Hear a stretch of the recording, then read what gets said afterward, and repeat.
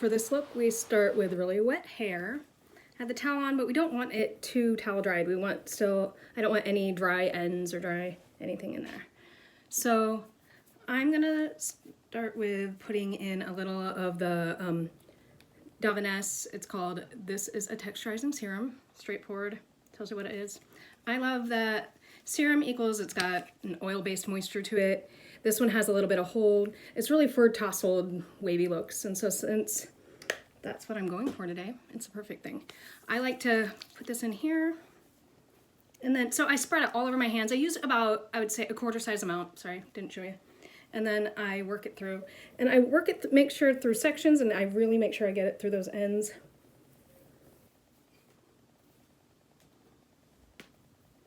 Through.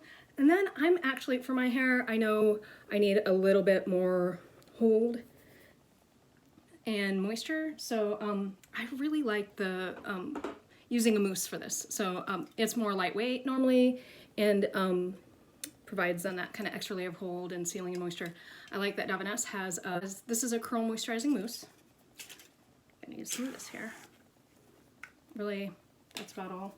Probably even too much for my hair, but who cares?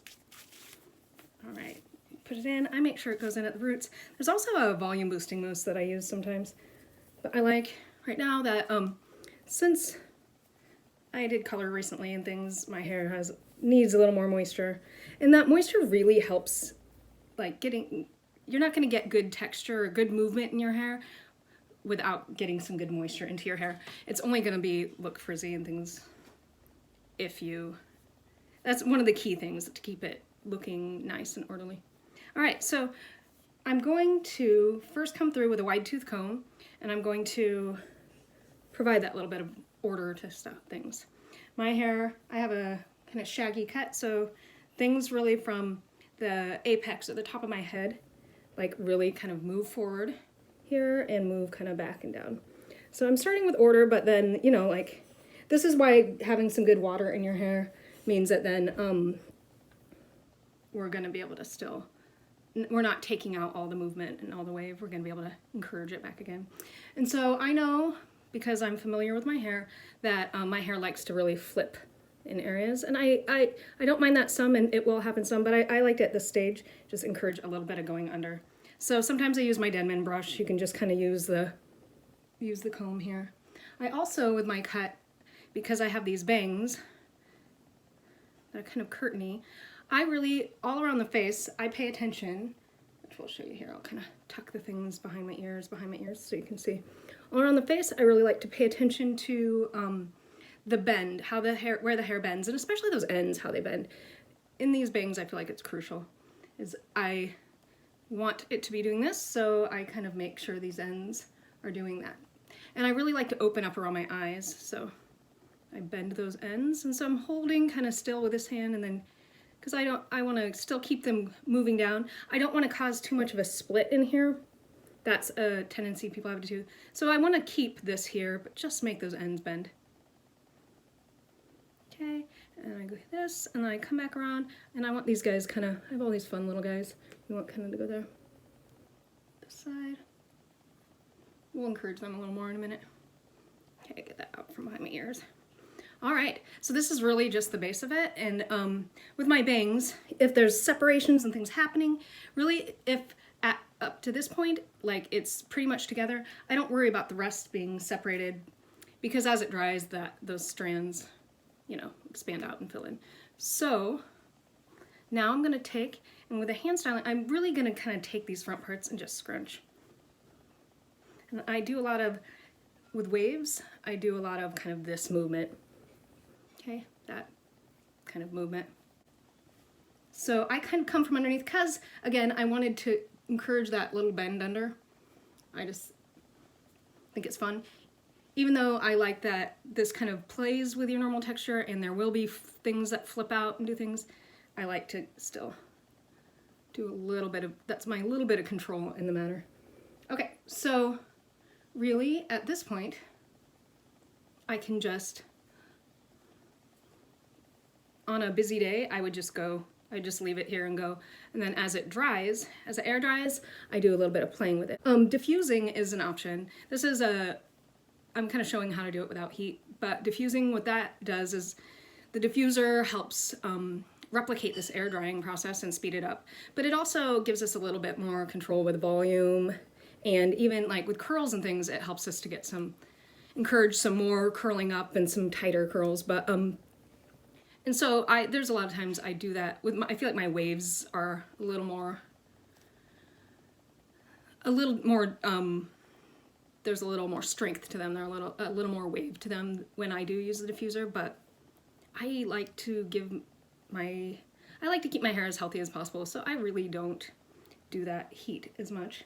But you can notice like I do a lot of like, all right, what's this looking like in the front? And I really feel like this around the face is, for this cut and for these waves, is really what's most important. This is a little razor cut bob. And really, you don't need as much wave in your hair. I actually, like, I've seen people really, if you get a good razor cut, and people with really straight hair be able to like pull it off and kind of encourage that movement. And I think that's where if you get a good razor cut, razor cuts can, if done right, can really encourage that kind of movement in your hair, help it to kind of lighten up and have movement. I don't like to use razor cuts on curls. Really depends on the curl pattern and what we're going for the final like styling and things, but most of the time that really breaks up the definition in the curls and them wanting to join into their curl groups really good. But with waves, I feel like it does really good. So some people, even with straight hair, if you use a good, like get a good razor cut and have a lot of these layers in here, a lot of times even with this technique, with the right product and the technique and doing a lot of encouraging of it, you can end up getting some good movement and wave in your hair. Maybe not as much as someone with natural waves or with curls. I mean, not as much, but you know, you'll get there. Like you'll get some fun things. And that's where that paying attention to the bends and making things kind of bend. And really that's where I would make ends bend and then leave them alone to dry. Your hair really remembers the way that it dries. So if we can get it to dry with that good movement and bends, you can then have that tousled messiness, but still have all the fun movement. And then it's easy later on, like the next few days, to really encourage that and to really, or take advantage of that and just have to do little refreshes to help it remember how it dried. So, and that's with all hair, curls, straight, texture, like waves and things. The drying process is really important. So I do a lot of encouraging that bend, this kind of motion happening in my bangs. And it's a lot of kind of messing it up and then putting it back in place, then messing it up. But that kind of each time that you mess it up, you're doing a little something to it. So I don't know. I don't get concerned about like, ooh, it looked amazing and then I just messed it up, because you can really, with waves, you can really easily fix that. With curls, that's a little different. Like you need to try to leave it alone as it dries so that you can get that definition to really solidify. So my ends are really actually dry. So, and I feel like it's taken on the kind of shape and things that I want. I kind of pay attention to, I always have these little guys underneath that are doing weird, crazy things, which I don't mind. Part of this is my cut is to kind of embrace what my hair is naturally wanting to do, right? And letting those weird guys kind of be happy and free within this cut and within my style. So this side has a little more volume than this side does. So I'm noticing that and I'm playing with it. Some of it has to do with the lighting and the fact that it's not as dry. So again, I'm not doing a ton up here yet. I will in a minute, but I'm doing a lot in here, encouraging that. A little bit of massaging motions. Really, I like to keep this going towards my face around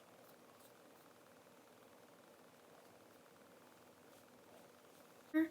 For me as a hairstylist, I'm really all about recognizing and working with your natural movement, because it really doesn't matter what the style is on the outcome. You have to at least in there recognize how your hair naturally is wanting to move, because then that will help you know what you need to do to either encourage it or counteract it. And so that helps me know with the cut what I need to do. And it also helps us know with the styling what things we need to do.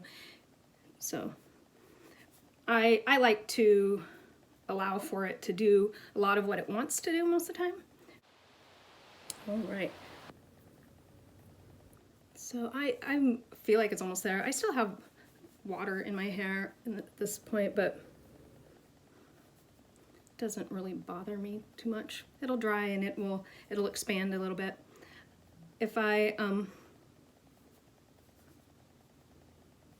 know it's going to be a windy, crazy day, I might make sure it's drier so that I'm not so that I control the movement and the bends in the hair instead of it drying having been like completely moved around. But what I like some about the embracing my natural wave is the wind can blow it, it can look messy, it kind of has a messy look to it, which I like. Maybe as somebody who had really straight hair most of my life, that's probably of it. So I kind of like this vintage shape happening, this kind of little bump here.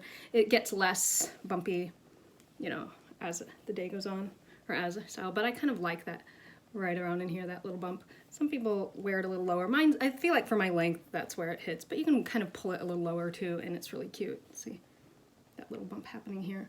Some people though like the fullness that happens all the way through here and don't do that bump. That's kind of a little less retro-y. I feel like first day I do a little of the bump and these things, but then as the second day and things like that, it gets more volume higher. So if you have thick hair, I would recommend, if you have thicker hair that needs a good amount more moisture, then I would recommend using the curl cream from the Davines. It's the Love Curl Cream. I put this on first when it's damp. This has a great amount of moisture.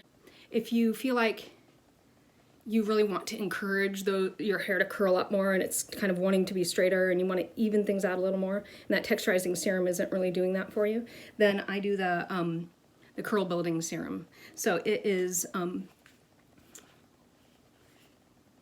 it's really great at encouraging the curls to curl up and so those waves to get a little more wavy. But so you do the curl cream and then you do that curl building serum, and then always still follow with a mousse or something that gives that extra hold.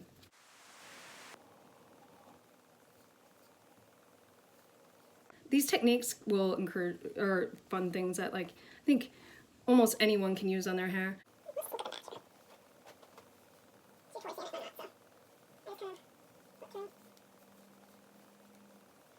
Like this would be a finished look to me. Like I'd be completely happy with that today.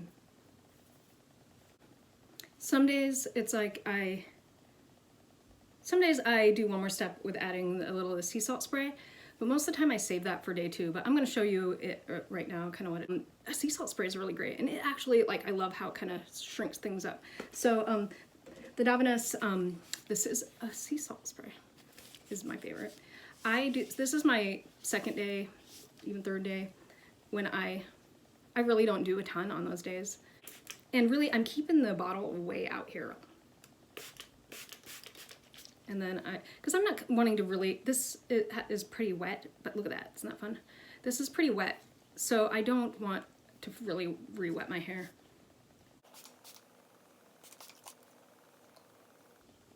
So I like what that just did.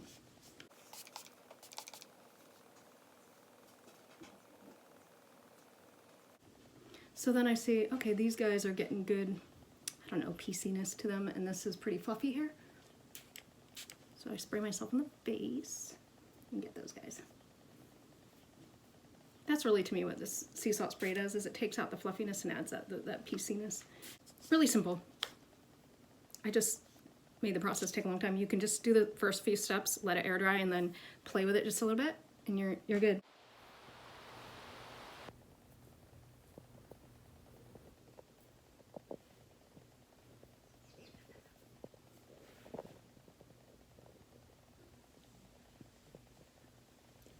You can do it.